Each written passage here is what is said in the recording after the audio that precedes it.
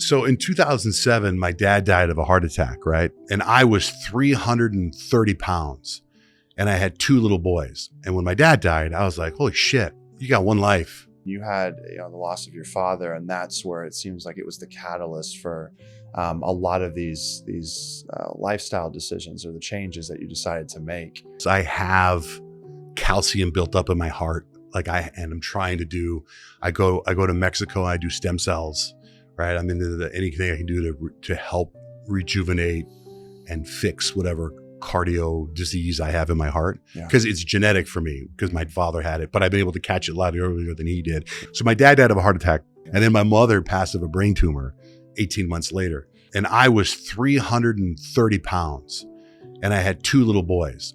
I immediately started doing Bikram yoga, hot yoga, 26 poses, became obsessed with it. I dropped from 320, 330 to 200 pounds. Then I started lifting weights and I started feeling better about myself. In 2008, I read a book called The 4-Hour Body. And in the book, he does all these studies on himself. And that's where I first heard about cold plunging. And so I became obsessed with cold plunges. And then the sauna I discovered is good for your cardiovascular. So I picked up doing the sauna. And now I'm just obsessed with trying to be as healthy as I can. Like, I'm really nervous. I want to be there for my kids, and so I'm trying to do what I can to be around. Welcome, everyone, to the Beyond the Cover podcast. My intent with creating this podcast was to provide a platform where men can speak openly about their journeys with mental health without fear of judgment while doing so. While I, the host, or you, the listener, may not agree with everything or anything that a certain guest says for that matter, my focus is not to decipher what is right or wrong. Rather, it's to gain a better understanding of why somebody thinks and acts the way that they do. And with this understanding, we will begin to make better sense of our own lives and the world around us. So join me as we open the books into these men's journeys and dissect the pages within. Johnjay, welcome to Beyond the Cover. Yeah, very cool. Thanks for having me. I'm excited today to have this conversation because you are, I don't even know if I have to introduce you because you are very well known. In fact, as I told one of the individuals that I work with that you'd be here, he's like, oh, I'm coming for sure. Oh, wow. And then he messed up the time. So he texted me, he's like, wait, you guys changed the time. I said, no, I didn't. It's the same time as it always was. And he was like, no, dude. So you are an absolute icon. Oh, wow. You're a radio host at the Johnjay and Rich Show, which I looked into this. So it looks like you began your radio career in 2001. In Arizona. In Tucson, right? In Tucson, yeah. Okay. And then you've been on for 24 years now, and people get to wake up to your beautiful voice every single morning. Let's hope. I'm grateful. Very grateful. I was going to say, is that what they're normally saying? They say you have a very beautiful, you're very funny. I looked on your social media and I watched one of your stories, and it was a Thanksgiving post. I guess it was one of your colleagues starts answering a question. So I'm grateful for you all. You're like, that's my answer. Oh yeah. We were taping that before Thanksgiving. Yeah. So we would drop it on Thanksgiving. Yeah. And for the last, I don't know how many 5 years, whenever we make that video, I always say, I'm grateful for you. Yeah. And Kyle jumped in and said it before me. Yeah. But so you had to make sure you're like, okay, I got to come up now. That's always the worst, by the way, when everyone says, okay, everyone go around the room and let's talk about like what's like something that you're grateful for. And you feel like you have to come up with something different. And then someone steals yours and you're like the 8th in line. And by the first 3, you're like, now I got to figure out what I can come up with at the next 5 people. And I was also fighting something. So I was kind of like not in the mood to be creative. Yeah. So I was like sitting on the couch and I was like, and then she says my line. I'm like, but she said it first and she was grateful. And I'm grateful. I'm grateful to all the listeners of the show. I'm grateful for you checking it out. Absolutely. So thanks. Well, I like to get a little bit of an understanding of who's coming in, obviously sitting in front of me and being able to just play off that individual's energy. I did want to bring up one thing.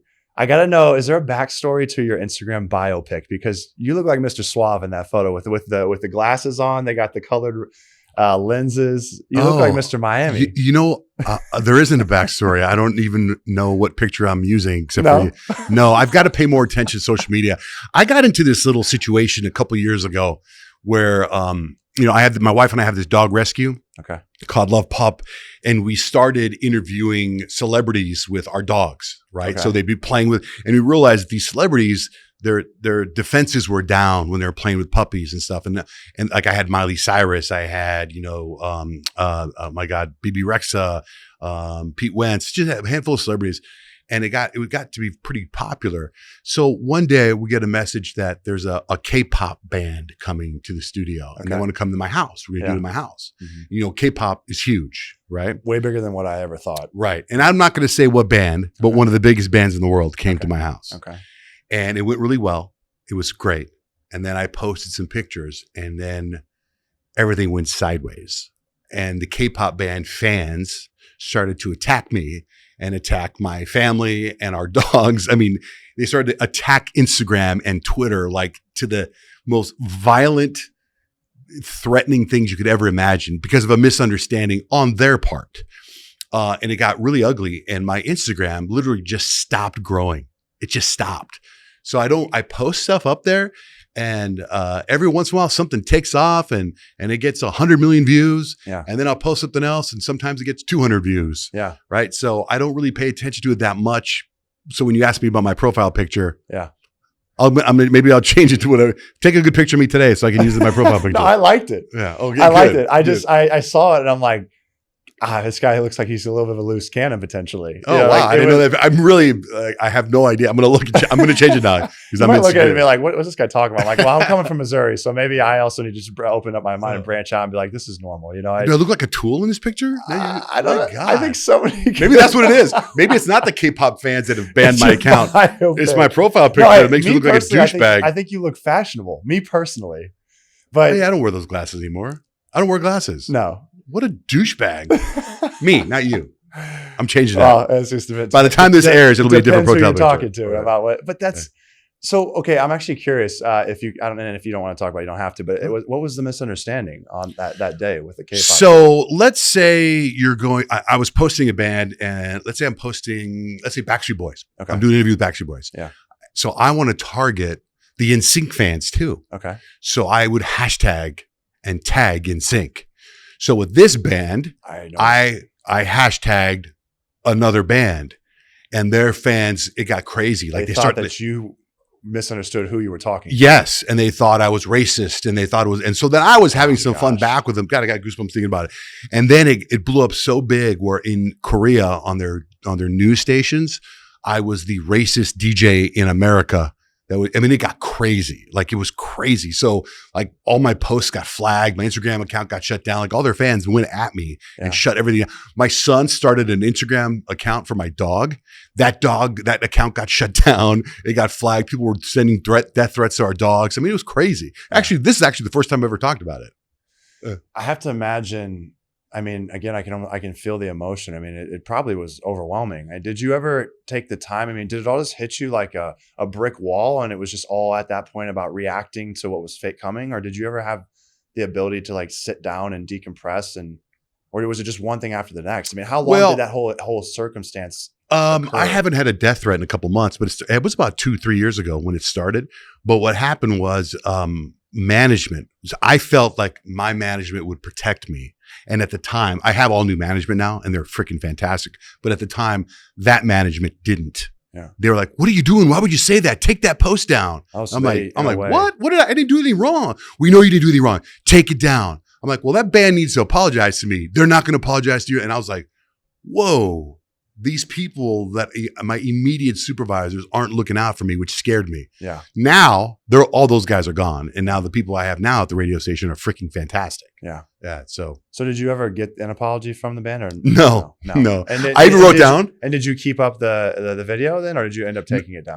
The video is down. Okay. But it still exists. I'm waiting someday to post it. But I actually wrote down, I manifest and I write down my goals and everything. So I went 1.5 years later on my calendar and I was like, I'm going to check in on this band and see where they are. Yeah. Cause I felt that band, they're nobody. Why are they fighting with me? Yeah. And they're still, they're not around. They're not that big anymore. Okay. So I kind of felt like I got a little revenge. You feel, that ultimately you're like, right. And it's interesting because I want to dive into, being in that moment and you starting to receive, as you said, death. Your dog was getting death threats. My kids were getting death threats. Your kids were getting death threats. What were you in a place of fear at any one point of being like actually concerned, or did it feel real, or did it feel like these people are just blowing smoke and saying things to say things? Or it felt real because when the band came to my house, okay, Yeah. so they pulled up in this huge van with their faces on, this huge bus, a big bus with their faces on it. They had like their own secret service, and they shut down my street, and they had secret service in the bushes because I guess their fan base, I mean, you know, we all know now how big K-pop is, right? Yeah. But at the time, it was still like, yeah, sure, bring them over. They shut down my street, and they wouldn't even let me into my street. I had to prove to their security guys that I lived at the house and they were waiting for me because I was 3 minutes late. So I get in there. And so when you say, did the death threats feel real? Absolutely real, because I saw the way they prepped the safety of their band members before I got there. Yeah. And it was my house. Yeah. It was crazy. Right. You had security to get into your own house. Yeah, it was nuts. It was nuts, man. Yeah, it was nuts. Do you ever have moments? I mean, I'm sure like you've been around. I was again looking at your bio and seeing the people that you've interacted with. Have you ever had a moment where you've been a little starstruck or to you? I mean, you're like, oh, like it's just they're a human being like anybody else. I mean, do you ever have those moments like that one person caught you off guard where you're like, oh my gosh, like this is, because I've had this happen where I played in an NFL briefly, had a cup of coffee. I was in and out like a bank robbery. It was a very quick interaction. But one day I was walking around the facility and, I got all these big name guys, but I turned the corner and I bump into Sierra. I was Russell Wilson's wife. Mm-hmm. And starstruck because one, it was Sierra and I remember all of her songs. Two, she was beautiful and I bump into her and I'm like, yeah, sorry, and like walked off, and I was like, "What was that, Clayton?" Like, I think it was just because she's beautiful. I saw her one time at the gym on a treadmill, wearing sunglasses, running on the treadmill, and interviewed her later that day and told her, "I said, I just saw you on a treadmill running with big old glasses on," and she laughed. But she was great. Oh, she was super sweet in that moment, and I of course, it's a world that like I think most people, they don't see those individuals as human, and then you get to know them, you talk to them, and you realize they bleed the same blood, they have the same feelings. Do you receive that treatment? Because I've heard as I connected with you, I started diving into who you were. I started mentioning that I was going to be bringing you on the show, and I had a lot of people that were very excited. In fact, he showed up. He did show up.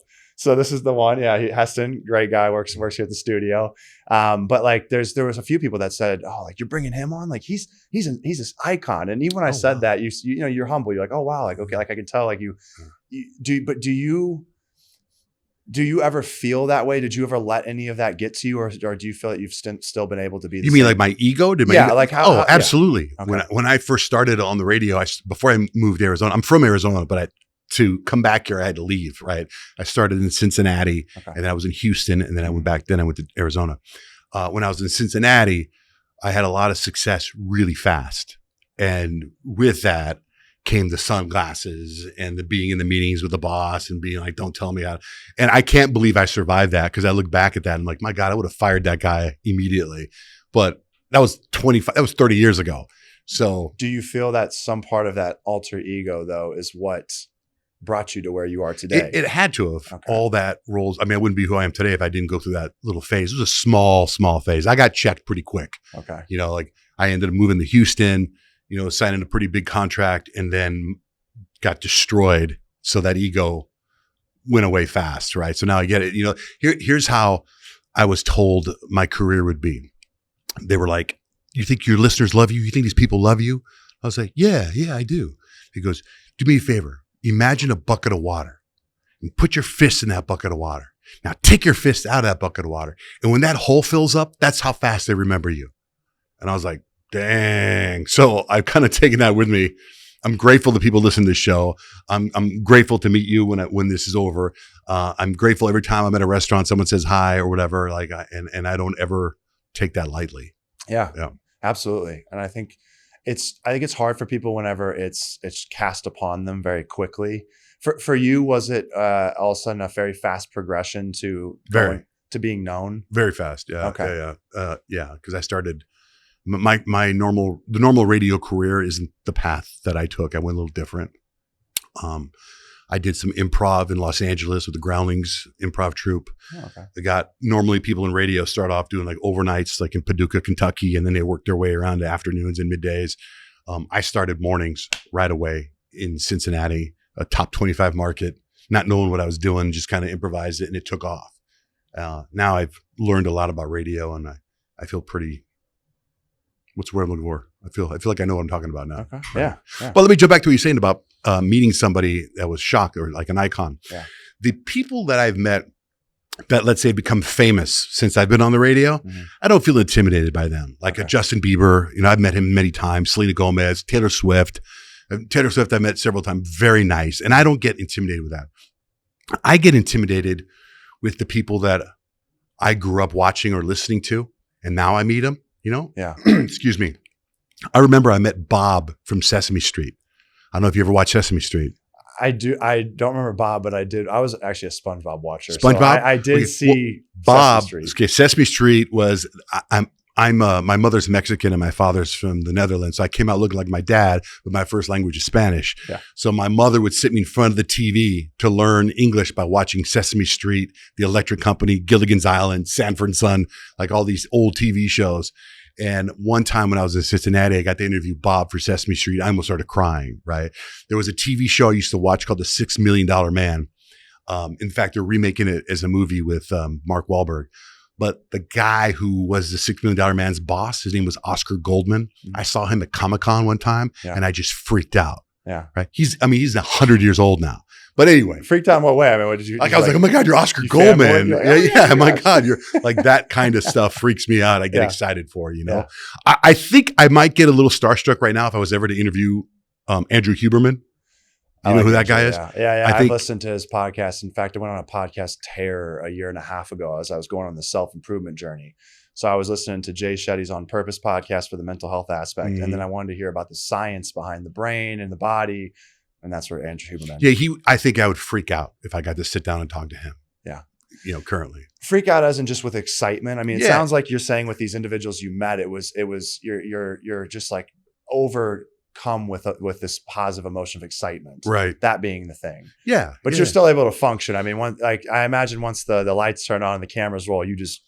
Well, I think so. I hope I could be professional to a certain degree when I meet him, Yeah. What's your deal? You're like huge, man. You're like in great shape. You work out every day. You a trainer? 7 days a week now. Yeah. Do you really? I used to personal train other people online. I had a draw to it. Of course, I think everybody, again, when you find your passion, you get really good at something. Oftentimes there's something that it's the authenticity behind it. It's like, okay, he's really good at this, but why? It's like, well, because I had a past that kind of pulled me into that field. So for me, I struggled with body dysmorphia, and that stemmed from not feeling good enough growing up, which was a slew of things from my childhood, self-imposed mainly. Went through therapy, and I've learned a lot about myself. But as I had come across with body dysmorphia, I started to obsess over my physical image. So did you think you were overweight? Yeah. Yeah. And it was crazy because I remember I lost 10 pounds from 7th to 8th grade year when I'm a growing boy, but I thought I had a fat stomach. And so I stopped eating like during lunch session. Like I would eat breakfast and dinner, skip lunch or have something small. And I lost 10 pounds as I was supposed to be growing. I looked in the mirror and all I could see was, and with body dysmorphia, people often fixate on one particular body region, or it could be multiple. Mm-hmm. For me, it was my stomach. So I would just sit here and pinch it. And in fact, I still it's such a tick basically that I'll still do this. Now I don't have like the negative association in my head with it, but I'm so used to I was always pinching. So how do you overcome body dysmorphia? I believe that I have it still. Yeah. So how do you overcome that? Through finding self-love and self-confidence. So I thought that I could morph my body into something that I would finally look in the mirror and say, that's exactly what I wanted to look like. Now I've overcome it. But I got down to 9.8% body fat at 250 pounds. I mean, I was a unit. And yet at 9.5% body fat, I still was looking in the mirror. I'm like, you fat piece of shit. Like, really? And that's the way I was so negative in my head, because the body dysmorphia stemmed from me not feeling good enough at a young age. I had a situation where I was in 7th grade. I went over to a friend's house and all these girls, they were there. So it's like 5 guys, 5 girls. And they're like, take off your shirts and flex. Because, that's what you do in 7th grade. Right, or at least that's what we did in Missouri. And we take off our shirts, we're flexing, and they're like oohing and ahhing. And they get to me and they look at me and they're like, Clayton, flex. And I'm like, I am flexing. And they all started laughing. And then they all walked off and everyone kept hanging out. Well, that stuck with me. I mean, I totally relate to that. I completely understand what you're saying. Did you have a moment like that? I was a chubby kid from like 8 to 15. I mean, I can tell you, sometimes people talk about bullying, and I had teachers. I had a Spanish teacher that would translate in Spanish. He would say, "Okay, everyone, how do you say John?" Because I dropped the J. I was just John. Johnjay is my real name, but I'd go by John. How do you say John is fat in Spanish? Like I had a teacher say that, and the class would take turns saying, "Juan es muy gordo. Juan es muy gordo." They say that over and over again, and I'm like this chubby kid. Yeah. That leaves an impact. You know what I mean? I had people call me fat over and over and over again. So I always had that. And then I started struggling with my weight. I started losing weight at 15, 16. And I felt like pretty good about myself. But now as an adult, my wife's helped me out through this, where I have this is what I did. I saw a picture of myself. You ever look at a picture, you ever feel fat and then see a picture of yourself and you're like, boy, I look pretty damn good there. I've had both ways. Yeah. Right. Okay. Yeah. So I saw a picture of myself and I knew exactly what I weighed in that picture. And I thought I was fat in that picture. But when I looked at it, I looked pretty damn good. So I got that number in my head. So now I know, and I know it's not about the number on the scale. It's actually body fat, whatever. But when I know I'm in that number area, I know that I should feel good about myself. Yeah. But then I started training. I put on some muscle. I put on whatever. But I still look at that number as where I need to be. Yeah. Where I know I need to go. I know I look good. Yeah. I know I look good. Stop. Yeah. Right. Yeah. And you know what? I don't think that's particularly unhealthy. I mean, again, I'm no expert in that realm to tell you what's healthy and what's not. But in my experience, I maintain a weight about like 255, 260.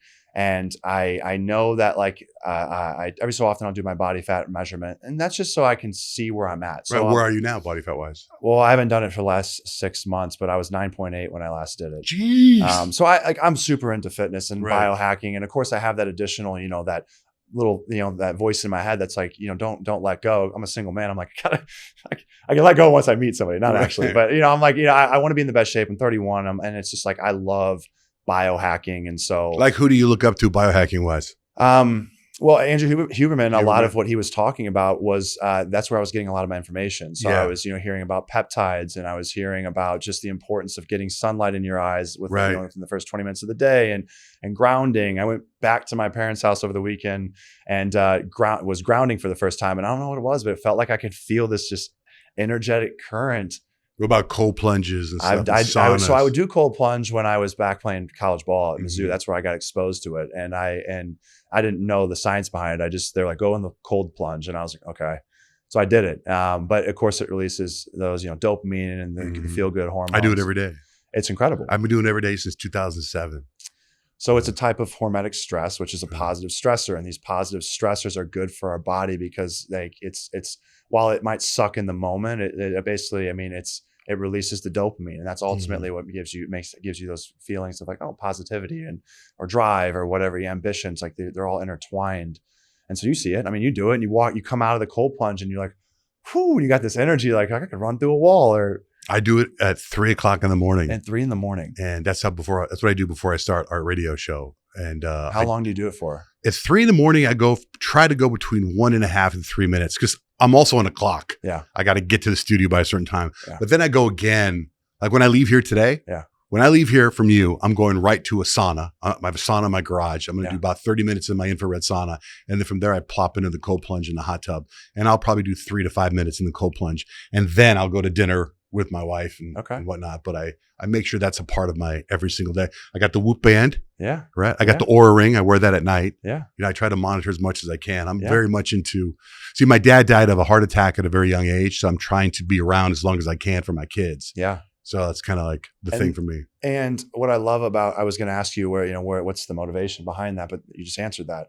But what I find is incredible is nowadays we have all these tools that can show you. We don't have to have the guesswork anymore, right? I think this is where it can become overwhelming, where people get really into, like, I never got into calorie counting, because to me that was just tedious. And I'm like, what happens if I could go to the restaurant? I got to find out the calories, tracking my macros. It works for some people though, right? So it's like that can work for you.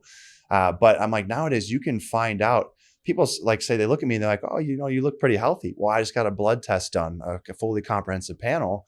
And, I'm at risk for liver disease, and I'm at risk for cardiovascular. And ultimately, because why do you have a high calcium score? With cardiovascular, why do you think you have cardiovascular? So the biomarkers, there was a couple things that were really high. I didn't have like my LDL cholesterol to HDL, the ratio, I guess it's supposed to be 3 to 1, I think.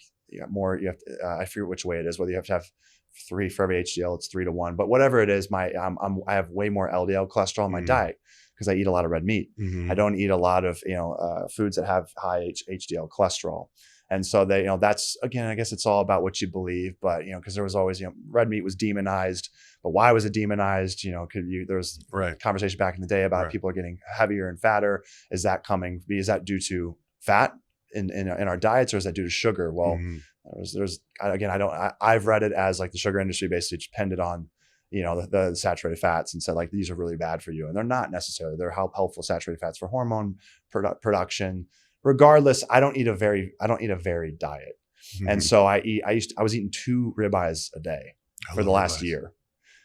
So my numbers are like, okay, your HDL. That makes sense. Yeah. And so but I get the blood panel done, and it's like, okay, now I can be proactive. Like, just because I look healthy does not mean that I am, right? And so for now I'm kind of like you, where I'm like, I'm going to go look into all these things because I don't want to kick the can 20 years earlier than what I could, right? Like, I want to be around. Do you do cardio workout?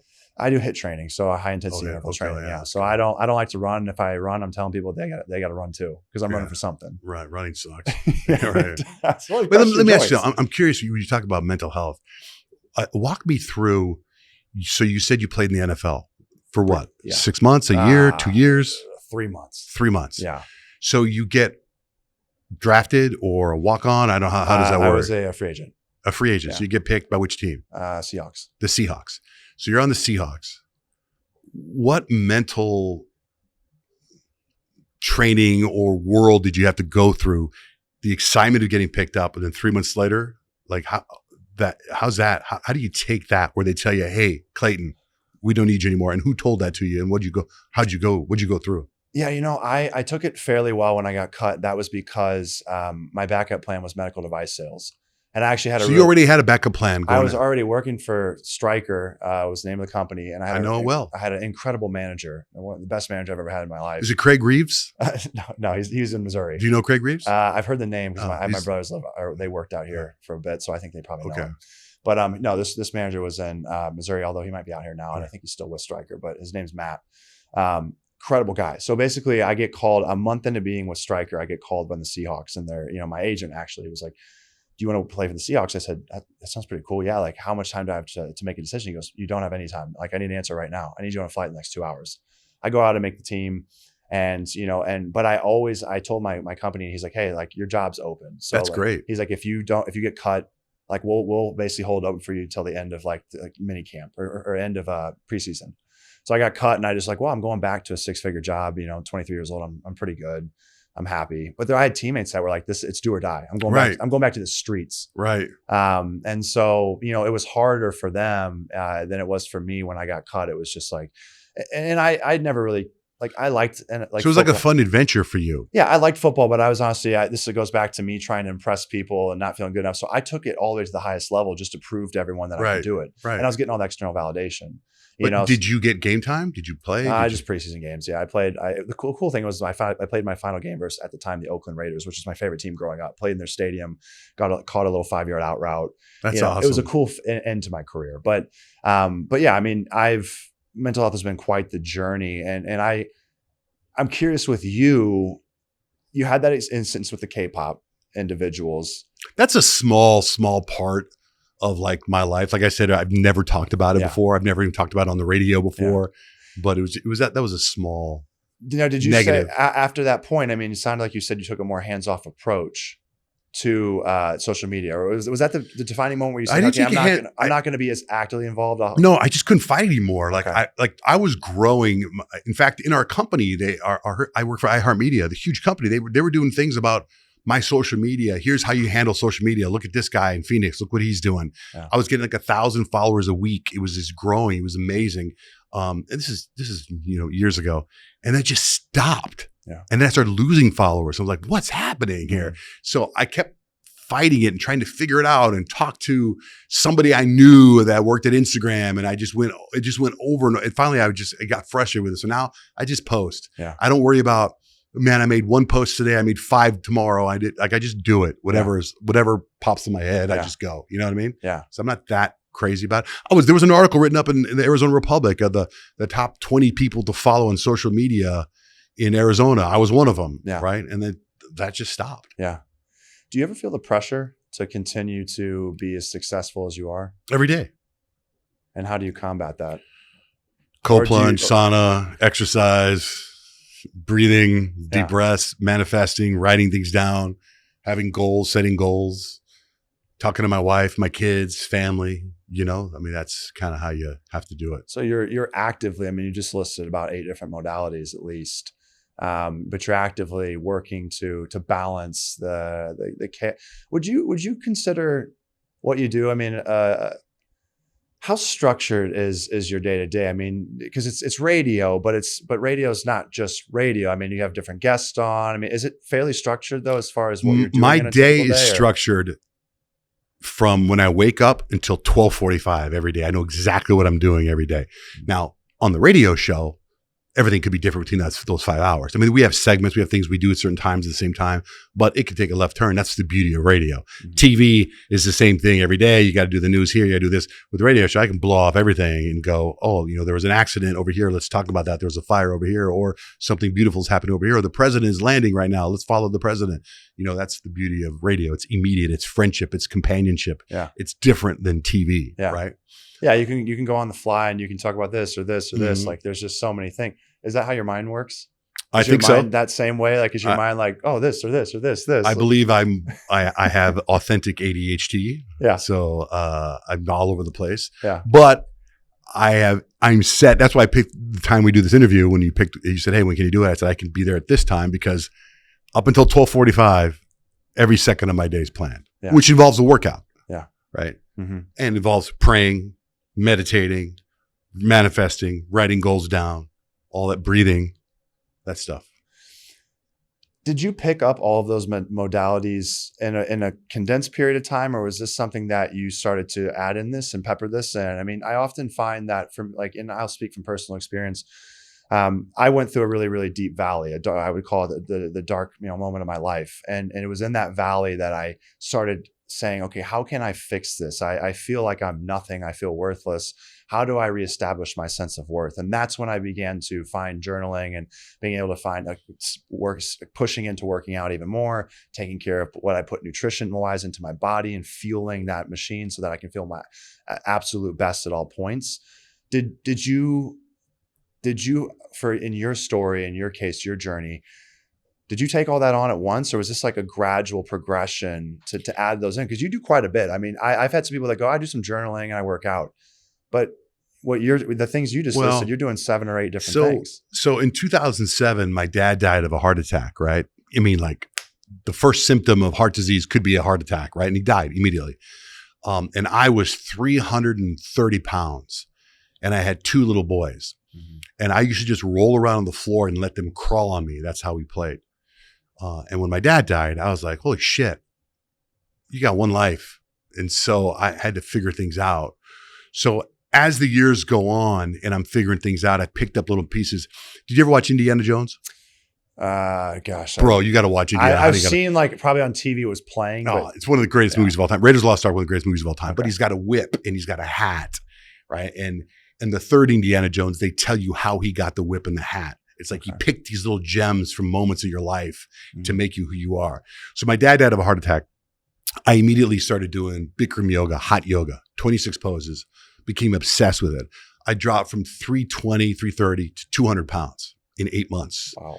I had no muscle tone. Yeah. I was just thin. I was skinny fat, right? But man, I thought I looked good, but I don't think I was very healthy. Then I started lifting weights. Then I started feeling better about myself. Then I had to do a little bit. I realized my testosterone was low. So I started taking a little TRT, a little testosterone replacement therapy. So these little bits and pieces of things have happened. Then I chilled out a little on the yoga, although yoga is fantastic. And I started just weight training a lot. And then with someone that's my size, and you know this, you're bigger than me, is that people get excited when they want to train you because you're so big. Mm-hmm. They're like, oh man, I could turn this guy into a bodybuilder. Yeah. So I got into, well, that's cool. So I started lifting a lot of heavy weight and then I was like, let me start training like a bodybuilder, right? And I got all involved with Mr. Olympia and I thought that was so cool with Phil Heath and all these guys. And I decided to train like I was going to compete. but I was never going to compete because there's no way I'd get up there in that little costume, right? Look like I'm smuggling grapes in there. So I picked a couple gems from working out there and from yoga. And then I realized I feel better when I lift weights. So now I finally have this trainer, who's this great guy. He actually works with my doctor. I got a new doctor that's amazing. She does my blood work. I mean, I walk in, like last week, I walk in and work out. She's like, hey, your blood work's due. And they go and they take my blood work. Mm-hmm. And then I work out there with them. I do red light therapy. Yeah. And so I take all these little gems with me. In 2008, I read a book called The 4-Hour Body. It's by, what's the guy's name? Tim Ferriss. He's got a podcast, Tim Ferriss. Yeah. More of Tim Ferriss. And in the book, he does all these studies on himself. And that's where I first heard about cold plunging in 2007, 2008. And he was like, I do these cold plunges and they change your body. So I became obsessed with cold plunges, so much so that I put one in my house about 8 or 9 years ago. And it's not the kind you see everybody's in a bathtub. Mine's like you're 5 feet deep to the square. And I sit in that thing for a while. And then the sauna I discovered is good for your cardiovascular. So I picked up doing the sauna. And now I'm just obsessed with trying to be as healthy as I can. Yeah. Diet is a tough one for me, but I can do it. Is that just because you're a foodie? You love food? I love food. Yeah. I think, not only do I have body dysmorphia, but I feel like I'm a compulsive eater. I can eat nonstop. I don't think I'm ever full. Yeah. I'm never satisfied. I always want more. Yeah. So it's a big problem for me. Yeah. I even went to Overeaters Anonymous one time. Met with those guys one time. I've never talked about that before either. That was I actually was I'm ignorant to that. That's an there's an Overeaters Anonymous. It's just like Alcoholics Anonymous, same exact 12 steps, same or not the exact same 12. But I remember being in there and talking to this group of people and breaking down and crying in front of all these other people that were overeaters. And then I remember telling them like, oh yeah, sometimes I freak out. I go to the fridge and let's say there's frozen corn dogs.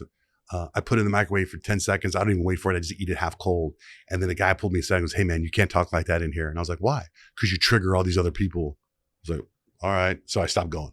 Interesting. Yeah. Yeah. Well, you were sharing your experience.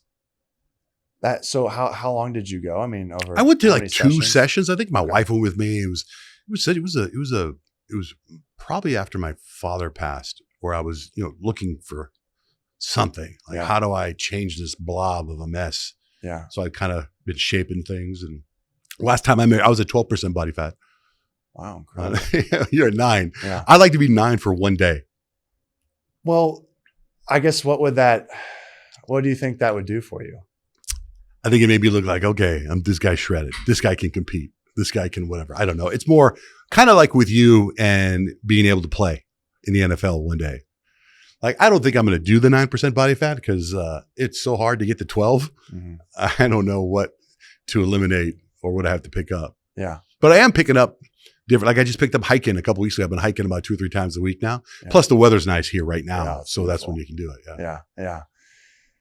So it sounds like, again, which it makes sense. I mean, you had, the loss of your father, and that's where it seems like it was the catalyst for a lot of these lifestyle decisions or the changes that you decided to make. Do you feel now that you've found what it is that you were looking for? Do you feel that you've gotten to a place of wholeness, or do you feel that it's a continued work? It's continued work because I have calcium built up in my heart. And I'm trying to do, I go to Mexico and I do stem cells, right? I'm into anything I can do to help rejuvenate and fix whatever cardio disease I have in my heart, because it's genetic for me because my father had it, but I've been able to catch it a lot earlier than he did. Yeah. And then my mother passed of a brain tumor 18 months later. So it's like, I'm really nervous. I want to be there for my kids, and so I'm trying to do what I can to be around. Yeah. And so what age were you at when they passed? Both of them 66. Okay. They both passed at 66. They both passed at 66. Okay. Yeah. Okay. Very young. Do you feel that, having went through that, have you been able to, I guess, make amends with, I have to imagine like losing 2 people that you love within, such a close proximity. Did you feel like you were able to take the time to heal from that, or did you just start to basically stay busy and pile things on so that you didn't have, did you ever find yourself distracting yourself from having to deal with those emotions? You hear everybody grieves differently. I kind of blew through it really quick. I didn't, and it took me a while, and then eventually kind of let it out. I would listen. I still, every morning, one of my rituals that I do every morning is I pull up a picture of my mom and dad and I talk to them on the way to work. They died, it was 2007 and 2010, I think. So every day I talk to them. So I feel like their presence with me, but everyone grieves differently. And I don't really have, if I talk to my sister about my parents, I get emotional, but talking about them it makes me happy. They're good people. Yeah.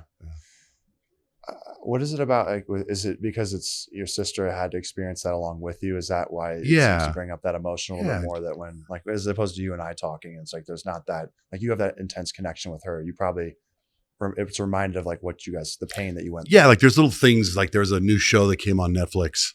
It stars Ted Danson and it's called An Inside Man. I don't know if you saw it, but it's about a man, his wife dies and he goes undercover for a private investigating firm to find out who's stealing jewelry at this assisted living house. Yeah. And one of the things he does, because he's lonely, is he cuts out newspaper articles and sends them to his daughter all the time. And his daughter's like, there's another letter from dad. They don't even open them. And my sister and I was like, holy shit.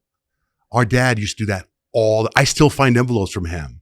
And now I look at it through a different lens, through his lens of being lonely and being alone.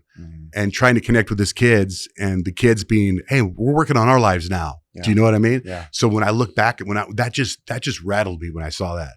And then it made me think now, like I was just in Hawaii last week with my son. He plays basketball in college, and I was there. It was the first time ever.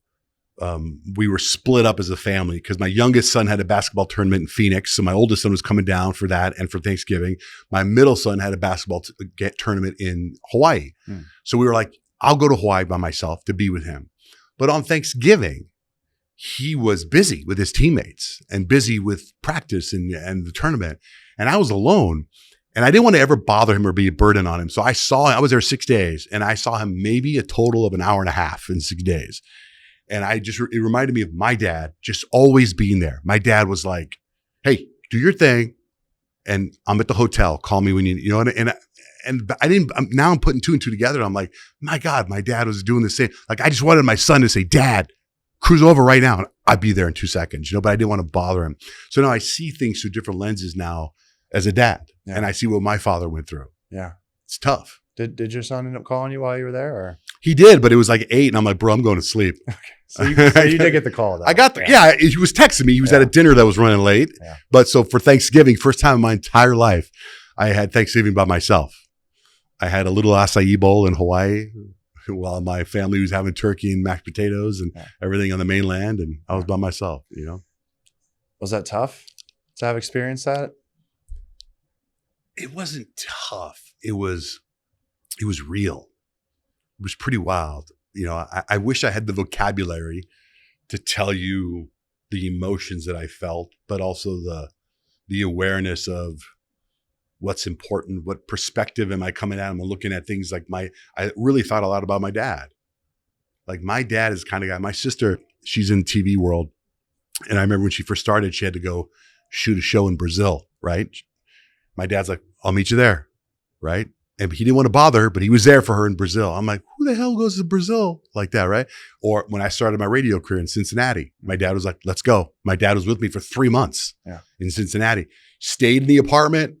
Every once in a while, when I had some free time, we drive around together, but he was never like, I'm here. Let's go do something. He was never a burden. He was just always there for me. So I kind of felt like I was doing that for my son. Yeah. Yeah.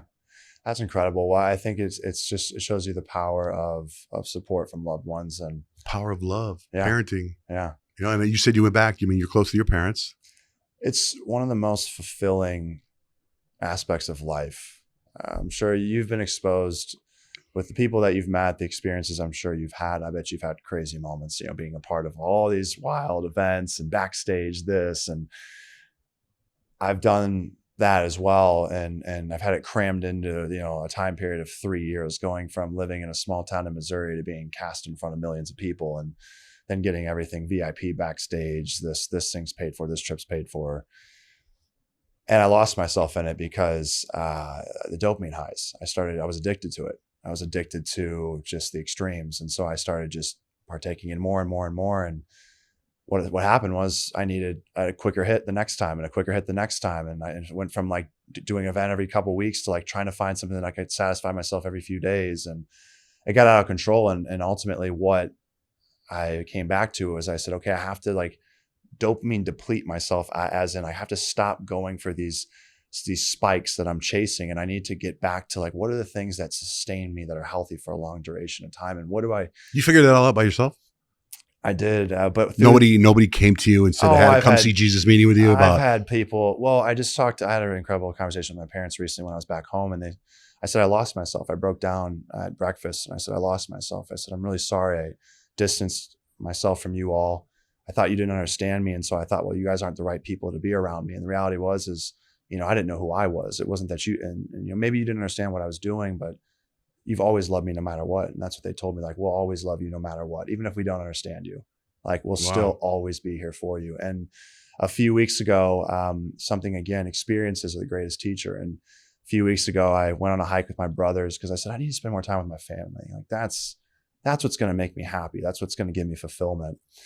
So my brother said, let's go up north and let's go. There's this hiking path around this lake. And I think it was Saguaro Lake. And we go and we get down to the water level. My brother's like, I'm going to jump in the water. So he jumps in and he gets out, and there's all these rocks, right there along the water. And I said, I bet you I can skip this farther than you guys can. And so for the next 45 minutes, we're skipping rocks, about throwing our arms out with how hard we're trying to skip it. And I still smile about it, man. Like a few weeks later, I brought it up in conversation multiple times to people because it took me back to being a kid. But you have how many brothers? 2 younger brothers.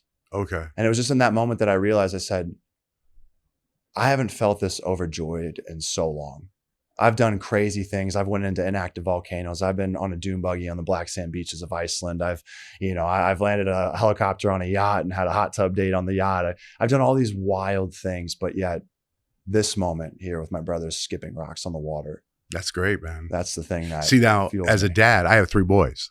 So as a dad hearing that, like I hope that my kids connect like that. Yeah. Like I want them so badly to be best friends, you know, but they're so, 2 of them are 21, one's 18. Yeah. Like they're experiencing, learning their own lives. Like I want that story. Yeah. I want my kids to be like, Dad, we went hiking and skipped rocks for 3 hours. Like I'd love that. Yeah. So, but your parents probably very happy. How long have they been married? Oh gosh, 30 plus years. Yeah. So let me ask you this. Years, so you do the NFL and then you apply to The Bachelor? Like, cause no, I actually was found from a hashtag. All my friends got off Facebook. So I said, well, I guess I have to get Instagram since no one's on Facebook anymore. So I get on Instagram and I'm like looking around. I'm like, I guess you have to hashtag in order for people to like this. That's the thing. Right. So I hashtagged a few photos, and I was found off of a fitness hashtag because fitness was, So somebody from The Bachelor reached out to you and said, you want to come on this Bachelor show? Yeah, and I thought it was fake, and then I took a call with them and realized it wasn't. And it's crazy how it all worked out. I get off the phone with them, but even before all that, I got reached out to from a show called Love Island, and it didn't end up working out. I thought it was too crazy of a show, and also like they ended up just not wanting to move forward with me. So I ended up telling my family that I had these producers reach out, and I said, I told my brother one day. I remember I was down in St. Louis, and I said, if The Bachelor ever reaches out, I'll do it, but I'll never do another show. And sure enough, like a few weeks later, okay, Bachelorette reaches out. So you were first on The Bachelorette? Yes. And the girl picked you? No, I was like the number 8 guy. Oh, okay. So you get kicked out of there. I got booted out. And then you were The Bachelor? Yeah. So then you were the guy. Dating 30. So you must have had tons of popularity for them if you're 8th out for them to go, Clayton, you're our guy. So you were The Bachelor. Yes, but I was not a popular pick. Oh, really? Wait, you mean I was chosen over 6 men of color, and that was that really agitated a lot of people. Wait, what now? Wait. So I was number 8 guy to get knocked out. Right. Of the 7 guys that were still in fighting for this woman's love, there was only one other white dude. Everyone else was a man of color. Okay. And so it really infuriated the audience when before the Bachelorette season ever even aired, I was already chosen. So there was a lot of people online that were like, of course they picked the white dude over the men of color. So I was this was the Bachelorette African American? Yes. Oh, okay. Yeah. I kind of remember that. Yeah. And so it really agitated a lot of people. And ultimately, I think the show made a business decision where they said extremes are what sell. Right. Nobody likes this guy. So what we can do is we can make them hate him. Now, so you were the villain on I was a villain Bachelor by definition. Now, again, I take accountability. Right? It was a Right. concerted effort on both fronts. Do I think that they made me look worse than I am as a person? Yes. You mean on The Bachelor? Yes. So when you're on The Bachelor, you were kind of the villain. Wow, Yes. that's so funny. Yeah. I can't wait to watch it because you seem like such a nice guy. Well, I'm definitely not as bad as people think I am. Right. I'm not as good as people think I am. I'm Right. like, we're all somewhere in the middle, right? Right. The thing though with reality television is they have to create an entertaining Of course, TV show. of course. It's not personal, it's business. Matthew McConaughey's Green Lights, his audiobook, I listened to it. My wife loves that book. And I loved it. And that's what resonated with me. That's how I started to be able to forgive these producers. I was like, it's not personal, it's business. What attracts people is not a lukewarm story. It's a fiery, chaotic one. And when I took the actions I took on the show, they were like, well, we can make this guy look like a mess because he created somewhat of a mess. And with a little bit of TV magic, we can make this look even worse. So do they do what they say? Like, you get everybody drunk and get all emotional? Oh, they have an alcohol limit because they had, I guess, a situation on one of the shows where there was a consent issue. So they're very strict about it. It's a well-oiled machine. Okay, wait. So you're the Bachelor, and then you're down to the two girls. I got down to final 3 women, and that's where things went south. Oh, really? Yeah, I knew this was going to happen, by the way, because Well, you're good and fine. I just know as a radio host. Like, you said to me when I sat down that you were digging into my past. I kind of want to know about your past. Yeah, no, and I appreciate that. I just knew. I'll have you on my podcast. We can do a part 2 on my podcast. Yeah, you're so good about, again, like, yes, you're a natural. You're so good at just at turning this over. So no, I appreciate you asking. I really do, and absolutely will do a podcast on your side of things. And so I ultimately, what happened in a nutshell, I told 3 women I loved them. I was intimate with 2, and then I told all 3 of them that I had done that. You can imagine that didn't work out well. But I believed in transparency. You told all 3. Okay, so you're being truthful. People hated you for that? The way I went about it. Oh, really? I did a group breakup, which I thought that, like, if I broke up with the 2 women at once, they would console each other. So I thought they'd be there as support for one another. And everyone thought, a lot of people said that I should have broken up with them separately. And I thought, well. Oh, you broke up with them at the same time in the same room? Yeah. Like. It's called the rose ceremony from hell. The producers didn't do me any justice by, like, calling it that. They're like, just wait until you see the rose ceremony from hell. And my boy Jesse Palmer, he's like my buddy and good friend. He's like a big brother to me. He's the host, and so he's like, when they air the episode, he's like, just wait until you see the rose ceremony from hell. And I'm like, God damn it, Jesse! Like, that's a classic. But, man. That's how many years ago was that? 3 years. Oh wow! Were you living here already? Like no. I moved out here. Well, I went from Missouri, sold my place. I chased the girl from the show. I dated her, went out to Virginia Beach. We dated for about 9 months or a year, and then we broke up. And then I took all my belongings in a car and drove out here. What made you come out here? My 2 brothers. Oh, so they're both out here? Yeah. You guys all live together? No, they live together, but I live separate. But are any of them married? Nope. So why don't you guys all live together? Well, they bought a house together, and then I just decided I wanted my own spot. I like privacy. You're the older brother too. Yeah, I also like privacy. I mean, I lost it all when I went on TV, and so I like to have a little bit. So I'm like, if I can just have my own little spot where nobody knows what I'm doing when I walk within these 4 walls. That's very cool, man. Yeah, you're very likable. Oh, congratulations, very cool. I hope this thank podcast takes off. Yeah, that's absolutely. Great. Well, and John, I guess, should I call you John? Because you said technically you. No, my name's Johnjay, but what happened was there's Okay. different periods in my life. I hated my name growing up. Okay. I hated my name. Mm-hmm. So different periods in time, I dropped the J. Okay. I did it in college. I did it in early on in the year. When you're in Spanish class, there is no translation for Johnjay. So when the guy was calling me fat, it was Juan, right? So it was John. So it was like, why is John fat? Or who, that kind of stuff. But when I got into college, my friends always knew me as Johnjay. So even the friends I made in college, Johnjay. Yeah. But then on paperwork, it was John. And then when I got into the radio, I thought it'd be better to be professional and be John. Yeah. But I would be in a meeting, someone would go, hey, John, what time are you? And I didn't know they were talking to me. Yeah. So my real name is Johnjay. So. Okay.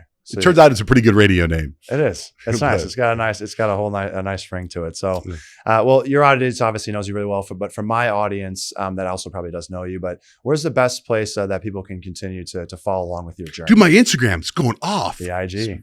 Till I get that new profile picture put up. I think you should keep it, man. I loved it. I saw it and I was just like, this guy's got some stories for sure. And we touched the tip of the iceberg, but I know that there'll be plenty more future conversations. And so, sure, I hope so. For what it's worth today, Johnjay, thank you so much for joining me. You should come to my house and get in our cold plunge and see how you handle the cold plunge. Yeah.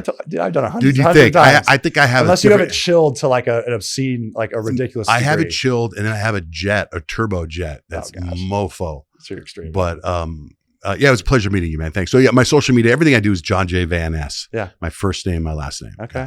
So. No, we'll do a little Is the cold tub, do you only have one? Yeah. Okay. Is it big enough to fit 2 people?